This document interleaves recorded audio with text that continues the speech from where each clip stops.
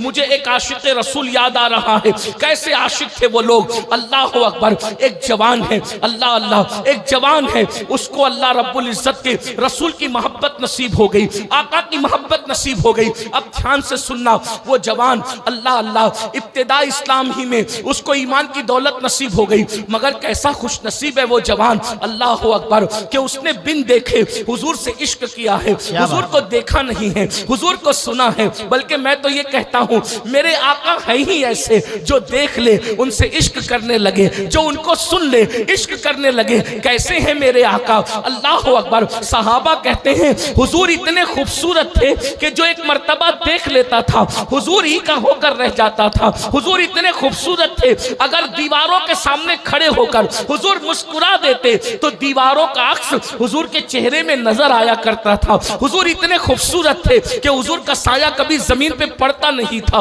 अल्लाह अकबर। एक जवान है, इश्क मोहब्बत का इमाम कह लीजिए, उनकी माँ को भी ईमान की दौलत नसीब हो गई, उनको भी ईमान की दौलत नसीब हो गई। बार बार कोशिशें की रसूलुल्लाह की बारगाह में हाजिरी देने की, बार बार कोशिश की हुजूर की बारगाह में हाजिरी देने की, लेकिन माँ के बुढ़ापे ने उनको नबी की बारगाह में जाने नहीं दिया। जानते हैं वो कौन आशिक रसूल है? उसी आशिक रसूल को सैयदना उवैस करनी के नाम से जाना जाता है। अल्लाह अकबर। कैसा है ये आशिक रसूल? नबी की ज़ियारत के लिए नहीं गए, इसलिए नहीं गए ज़ियारत के लिए कि माँ की खिदमत कौन करेगा, अगर मैं चला गया तो माँ की खिदमत कौन करेगा। अल्लाह अकबर। एक बहुत बड़े बुजुर्ग ने हजरत उवैस करनी की जिंदगी पर एक किताब लिखी है, उसमें उन्होंने बहुत तफसील के साथ उनकी जिंदगी लिखी है। कहते हैं उवैस करनी का हाल ये था, अल्लाह अकबर, रोजाना सुबह को माँ के पास आते और आकर माँ के कदमों में बैठ जाते और माँ से कहते माँ अगर इजाजत दो तो मैं नबी की जियारत के लिए जाऊं। तो उनकी माँ कहती नहीं बेटा नहीं जाना। जरा ध्यान से सुनना, देखो आशिक की पहचान क्या है, आशिक की जिंदगी क्या है, आशिक का तरीका क्या है। माँ कहती बेटा नहीं जाना बेटा, इसलिए कि वहां तो बड़े बड़े अक्लमंद गए, उन्हीं के होकर रह गए, तुम तो पहले से दीवाने हो, अगर तुम जाओगे तो तुम कभी वापस नहीं आओगे, और वहां तो हजारों मौजूद हैं और मेरी खिदमत के लिए तुम अकेले हो, अगर तुम चले जाओगे तो माँ की खिदमत कौन करेगा, नाबीना माँ की खिदमत कौन करेगा, बूढ़ी माँ की खिदमत कौन करेगा। मुसलमानों जरा गौर करो, मेरे जवानों जरा गौर करो, नबी का दीदार एक तरफ है और माँ की खिदमत एक तरफ है। माँ की खिदमत की खातिर उवैस नबी के दीदार के लिए नहीं जा रहे हैं। और आजकल के आशिक रसूल लड़कों का क्या हाल है, अगर माँ कह दे तेरी पसंद की शादी मत कर तो वो माँ को गालियां देते हैं, बाप ने लड़ाई झगड़ा करते हैं। अल्लाह अकबर।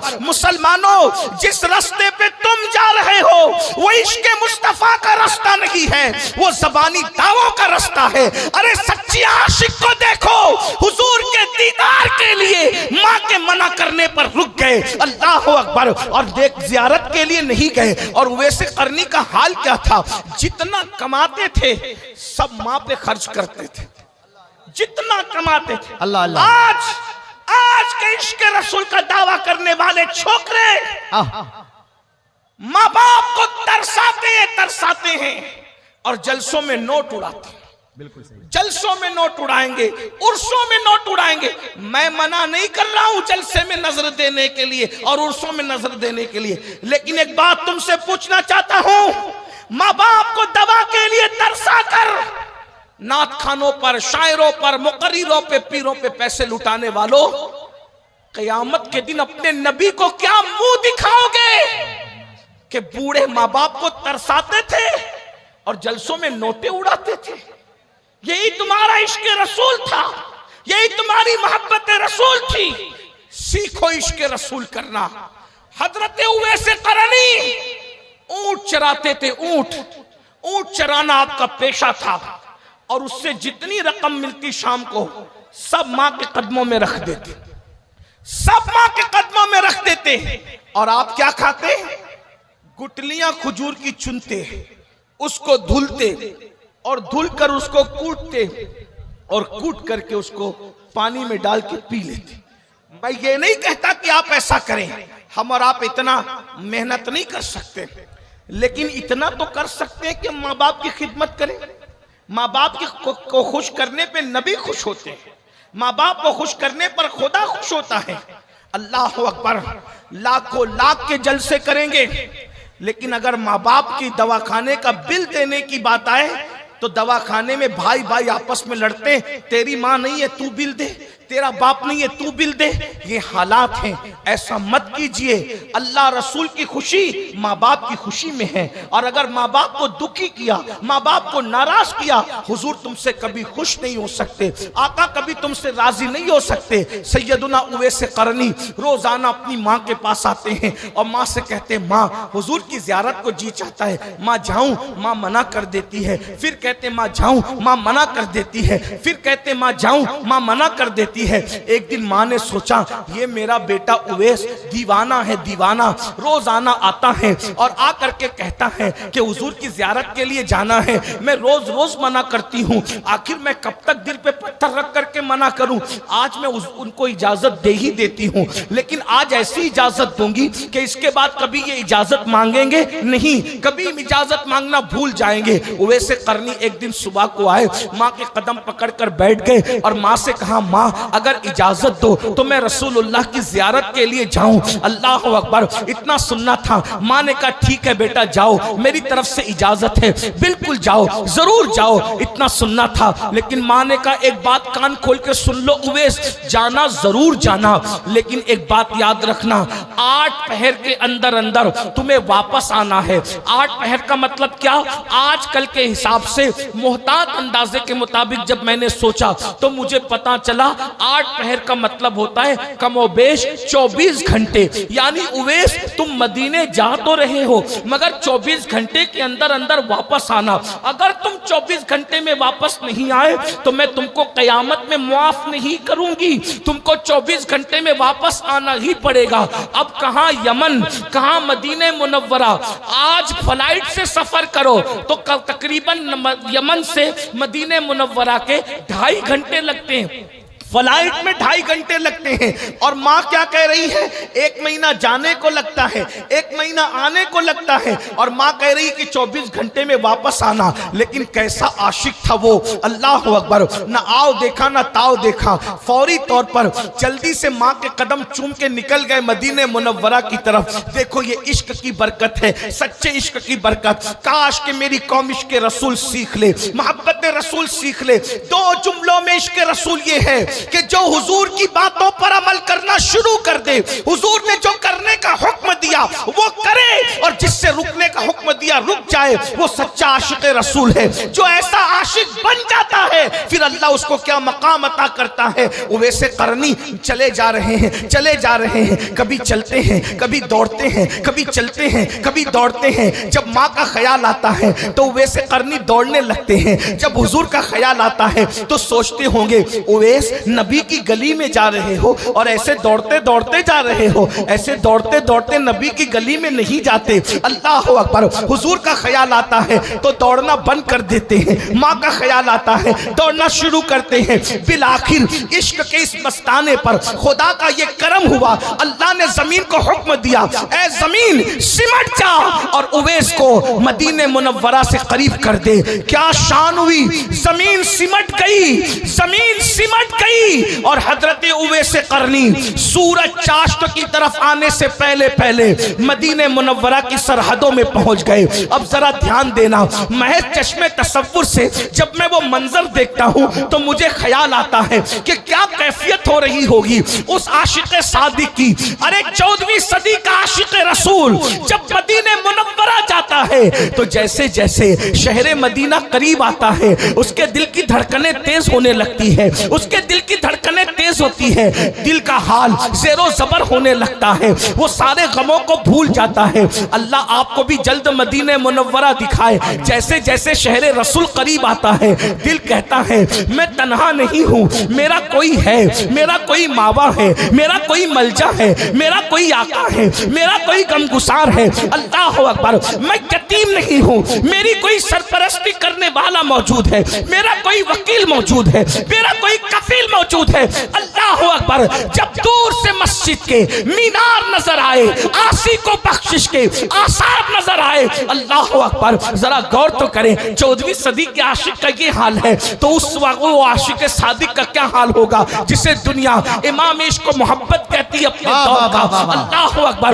जरा गौर तो करें, मुझे ऐसा लगता है चश्मे तसव्वुर से कि जैसे उवैसे करनी मदीने मुनव्वरा की सरहद में पहुंचे होंगे, तो अल्लाह अल्लाह मदीने मुनव्वरा के पत्थरों को उठाकर कभी चूमते हैं, आंखों से लगाते हैं और कहते होंगे, पत्थरों ए पत्थरों, पत्थरों ए पत्थरों, मदीने मुनव्वरा के पत्थरों, तुम कितने खुश नसीब हो। मैं तो एक झलक देखने तरसता हूँ, तुम तो मेरे महबूब को बार बार देखते हैं, तुम तो मेरे महबूब को हर बार देखते हैं। तुमने कितना देखा होगा, जब वो अंदाजे दिल रुबाना से चलते होंगे तो तुम उनकी नालैन को बोसे देते होंगे, तुम उनकी नालैन को चूमते होंगे। वो वैसे करनी कभी पत्थरों को चूम रहे होंगे, कभी दरख्तों को चूम रहे होंगे, कभी मदीने मुनव्वरा की पोशीदा दीवारों को चूम रहे होंगे। इसी दीवानगी के आलम में वैसे करनी चलते चलते मस्जिद नबवी के दरवाजे तक पहुंचे और अचानक किसी सामने आने वाले से पूछा, क्या मैं अल्लाह के रसूल से मुलाकात कर सकता हूं? क्या मैं हुजूर से मुलाकात कर सकता हूं? कहने वाला कहता है, ये वक्त तो अल्लाह के नबी का मस्जिद नबवी में आने का नहीं है। हुजूर तो मस्जिद में या तो वफूद से मुलाकात करने आते हैं, या तो फैसला करने आते हैं, या तो नमाज पढ़ने आते हैं। ये वक्त मस्जिद नबवी में आने का नहीं, ये तो चाश्त के बाद का वक्त, हुजूर के आराम का वक्त है। इस वक्त तो अल्लाह के रसूल किसी से मुलाकात नहीं करते, हुजूर आराम कर रहे होंगे। एक काम करो, अगर जल्दी में हो तो अल्लाह के रसूल से मुलाकात अगर हो सकती है तो हुजरे आयशा में हो सकती है। जाओ उम्मुल मोमिनीन सैयदा आयशा सिद्दीका से सवाल करो, अगर हुजूर होंगे तो तुम्हारी मुलाकात हो जाएगी। लेकिन रुको, ठहरो, जोहर का वक्त आने तो हुजूर मस्जिद में आएंगे। इन्होंने रोते हुए कहा, ए अल्लाह के बंदे, मैं नहीं रुक सकता क्योंकि मुझे फौरन सफर पर रवाना होना है, जल्दी से अपने घर लौटना है। तो कहा, फिर जाओ हुजरे आयशा में और वहां जाकर हुजूर से मुलाकात की दरखास्त करो। उवैसे करनी हुजरे आयशा पे खड़े हो गए। अल्लाह के रसूल अलैहिस्सलातु व तस्लीम के लिए अर्ज की कि क्या मैं हुजूर से मुलाकात कर सकता हूं? अंदर से आवाज आई, कौन हो? जवाब दिया, मैं यमन से आया हूं, करन का रहने वाला हूं, एक झलक देखने की उम्मीद लेकर आया हूं, क्या अल्लाह के रसूल से मुलाकात हो सकती है? उम्मुल मोमिनीन ने कहा, नहीं, अल्लाह के रसूल इस वक्त घर में नहीं है, वो बाहर गए किसी काम से। रुको, ठहरो, वो आएंगे, मुलाकात हो जाएगी।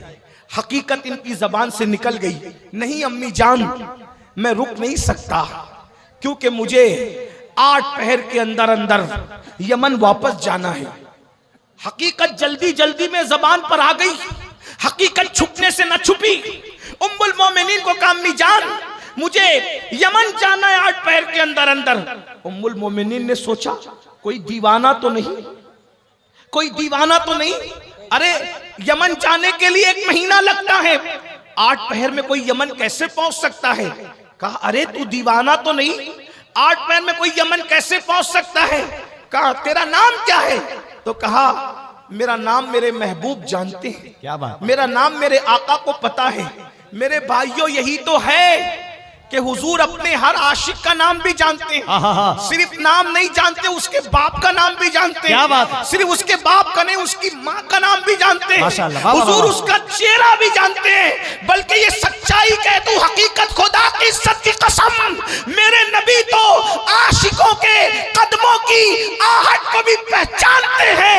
जो नबी आशिकों के कदमों की आहट को जानता हो, आज ये उम्मत उस रसूल को फरामोश कर चुकी है। कानों में भूलने वालों, गुनाहों में नबी को भूलने वालों, बेनमाजीपन में नबी को भूलने वालों, माल की मोहब्बत में नबी को भूलने वालों, दुनिया की चाहत में नबी को भूलने वालों। अरे हम पैदा भी नहीं हुए थे, उससे 1400 साल पहले नबी पूरी पूरी रात तुम्हारी और मेरी मगफिरत के लिए दुआ कर रहे थे। जब मेरे और तुम्हारे गुनाह मेरे नबी को याद आते थे तो मेरे नबी हमारे नाम ले ले करके उम्मती उम्मती कह करके मेरे आका मगफिरत की दुआएं करते थे। उम्मत उम्मत कहकर हुजूर मगफिरत की दुआ करते थे। वो रसूल जो हर वक्त हमें याद करते रहे, आज हम उस रसूल को भूल गए। नबी हमें जलसे में याद आते हैं, जलसे के सिवा कहीं याद नहीं आते। खड़े होकर इस्तिंजा करने वालों, क्या तुम्हें शर्म नहीं आती?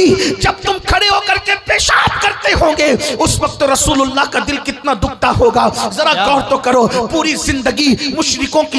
अस्सलामु अलैकुम वरहमतुल्लाहि वबरकातुहू। मेरे प्यारे अजीज़ दोस्तों, आपका खैर मकदम करता हूँ अपनी एक और वीडियो के साथ। इस वीडियो के अंदर आपने सैयद अमीनुल क़ादरी साहब का ये बहुत ही प्यारा बयान सुना होगा और उम्मीद है कि आपको सैयद अमीनुल क़ादरी साहब का ये बयान बहुत ही ज़्यादा पसंद भी आया होगा।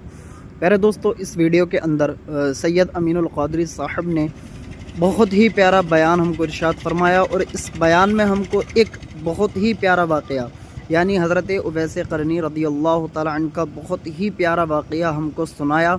और यकीनन मैं उम्मीद के साथ कह सकता हूँ कि सैयद अमीनुल क़ादरी साहब ने जो वाक़या हज़रत उवैस क़रनी रज़ियल्लाहु तआला अन्हु का सुनाया है, इस वाक़े को सुनकर के आपका ईमान भी ताज़ा हो गया होगा और आपके दिलों में अपनी माँ की और अपने वालिदैन की मोहब्बत जाग उठी होगी। यकीनन हज़रत उवैस क़रनी रज़ियल्लाहु तआला अन्हु अपनी वालिदा से, अपनी प्यारी माँ से किस कदर मोहब्बत किया करते थे और किस तरह से उनके अहकाम, किस तरह से उनकी इज़्ज़त किया करते थे, किस तरह से उनकी बातों को माना करते थे।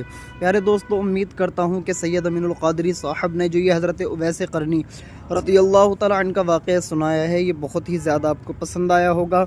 अगर मेरे चैनल पर नए हैं तो चैनल को सब्सक्राइब कर दें, क्योंकि मैं इसी तरह के वाक़यात वाली वीडियोज़ को अपने इसी चैनल पर अपलोड करता रहता हूँ।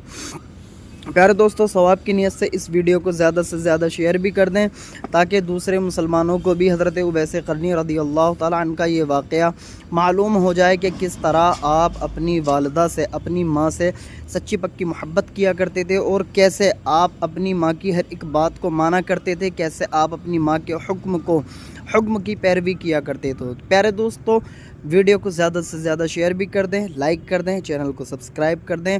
मिलते हैं अगली वीडियो में मुफ्ती सलमान अज़हरी साहब के साथ या सैयद अमीनुल क़ादरी साहब के साथ।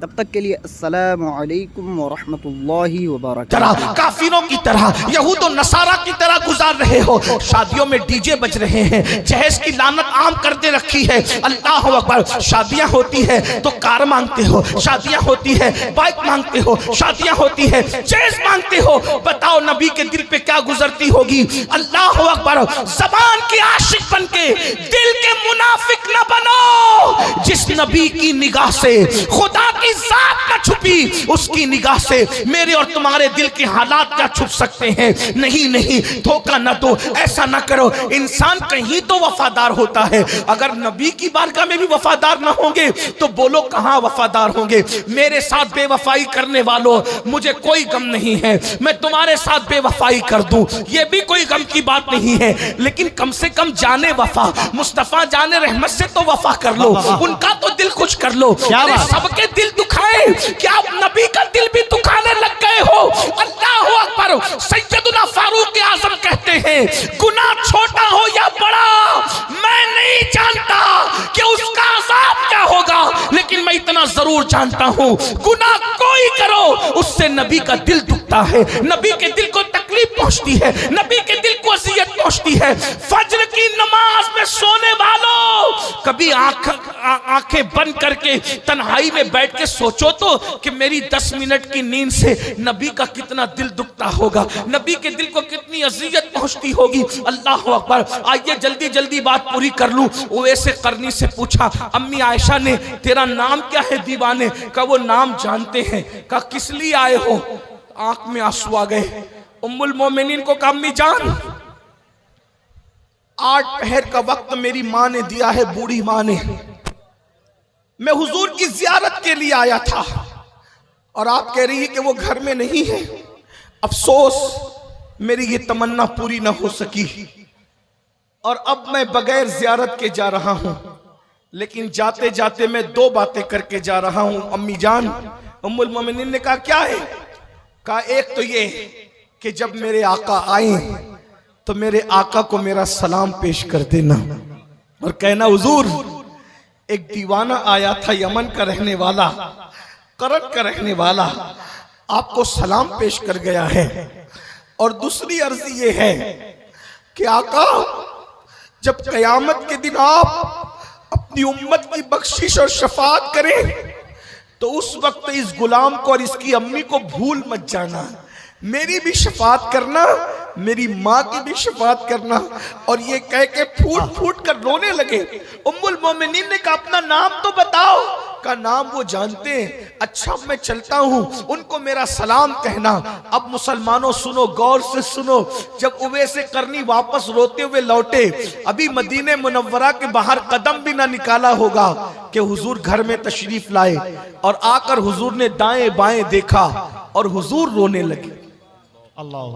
हुजूर के इश्क में सारी दुनिया रोती है, लेकिन हुजूर अगर किसी के लिए रोए तो फिर वो भी बंदा कमाल का है। क्या बात है। हुजूर ने दाएं बाएं देखा और पूछा, रोने लगे। तो उम्मुल मोमिनीन की हुजूर मेरे माँ बाप आप पे कुर्बान, हुजूर आप क्यों रो रहे हैं, रोने की वजह क्या है? आका फरमाते आयशा क्या कोई आया था? क्या बात है। आयशा क्या कोई आया था? उम्मुल मोमिनीन ने कहा या रसूल अल्लाह, लोग तो रोज ही आते हैं, क्या कोई आया था? इरशाद होता है जो रोज आते हैं वो और है, क्या बात है। और जो आज आया था वो और है। आयशा आज मदीने की फजाओं में आशिक की खुशबू आ रही है। आज मदीने की हवाओं में आशिक की खुशबू आ रही है। कोई आया था? उम्मुल मोमिनीन ने कहा हाँ या रसूल अल्लाह, एक दीवाना था। दीवाना था या रसूल अल्लाह, एक दीवाना था। उसका नाम क्या था? हुजूर उसने अपना नाम नहीं बताया। वो कहता था कि वो मुझे जानते, वो कहता था कि वो मुझे जानते। अल्लाह, उसने अपना नाम नहीं बताया। तो आका ने फरमाया अच्छा, क्या उसके सर पर चरवाहों की तरह रुमाल लपेटा हुआ था? क्या बात है। उम्मुल मोमिनीन कहा हाँ या रसूल अल्लाह, उसकी दाढ़ी बड़ी बड़ी बिखरी हुई थी। हाँ या रसूल अल्लाह, उसका चेहरा बड़ा और गंदमी था। हाँ या रसूल अल्लाह, उसके चेहरे से हैबत टपक रही थी। हाँ या रसूल अल्लाह, उसके हाथ पर अंडे जैसा सफेद निशान था। हाँ या रसूल अल्लाह, बिल्कुल ऐसा ही। हुजूर रो पड़े। अच्छा अल्लाह, उवैस आया था। हाय हाय हाय हाय हाय। अच्छा, वाह वाह वाह वाह वाह। अच्छा क्या बात। उवैस आया, मेरा उवैस आया था। क्या बात। हुजूर हुलिया तो यही था। उसने, वो यमन का रहने वाला है। जी हुजूर वो यमन ही का बताता था। वो कर्न का रहने वाला है। जी हुजूर वो कर्न ही बताता था। आका फरमाती है आयशा वो उवैस था। उवैस, अल्लाह अल्लाह अल्लाह। तू जानती है उवैस की शान क्या है? हुजूर क्या है? आका फरमाते हैं जब वो मेरी उम्मत के लिए दुआ करे तो अल्लाह मेरी उम्मत को बेहिसाब जन्नत अता फरमा दे। उसका ये मकाम है आयशा, उसका ये मकाम है कि अगर वो मेरी उम्मत के लिए दुआ करे तो अल्लाह मेरी उम्मत को बख्श दे। उम्मुल मोमिनीन ने उसकी या रसूल अल्लाह, उसको ये मकाम कैसे मिला? उवैस को ये मकाम कैसे मिल गया? हुजूर ने दो चीज बयान फरमाया, मुझसे इश्क किया और मेरे इश्क में माँ का वफादार बन गया। वाह वाह। मुझसे इश्क किया बड़ा और मेरे इश्क में माँ का वफादार बन गया। अल्लाह ने उसको ये मकाम अता फरमाया। वाह वाह वाह वाह, सुभान अल्लाह। गौर फरमाए, जो इश्क करेगा वो माँ का कभी गद्दार नहीं होगा। जो इश्क रसूल करेगा वो बाप का कभी गद्दार नहीं होगा। जो इश्क रसूल करेगा वो मस्जिद का कभी गद्दार नहीं होगा। मस्जिदों को सूनी सूनी करके इश्क मुस्तफा का दावा करने वालों, तुम्हें डर नहीं लगता कि अगर कयामत के दिन हुजूर से मुलाकात हुई है? आप क्या कहते हो ना, बहुत बड़ी बड़ी हकते हो। कयामत में हुजूर से मुलाकात होगी, दीदार होगा, तो जो होगा देखा जाएगा और हम ये करेंगे, हम वो करेंगे। मैं तो आखिरी बात करने चला था, लेकिन एक आखिरी बात ऐड कर दो अगर कहो तो। कहूं? हाँ सुन लीजिए, कयामत का दिन वो दिन है ना जहां किसी की दादागिरी चलनी है ना किसी की बाबागिरी चलनी। इतना समझ, वहां सिर्फ सब बंदे हैं। बेशक वहां तो जिब्रील अलैहिस्सलाम की भी कैफियत कुरान बयान करता है। यौम यक़ूमुर रूह वल मलाइका सफ़्फ़न ला यतकल्लमून इल्ला मन अज़िन। जिब्रील और सारे फरिश्ते अल्लाह की हैबत से थर थर कांपेंगे। मैं अपनी बहनों से भी गुजारिश करता हूं, खुदा के लिए आखिरत का ख्याल करो, बिल्कुल बिल्कुल। खुदा के लिए मैदान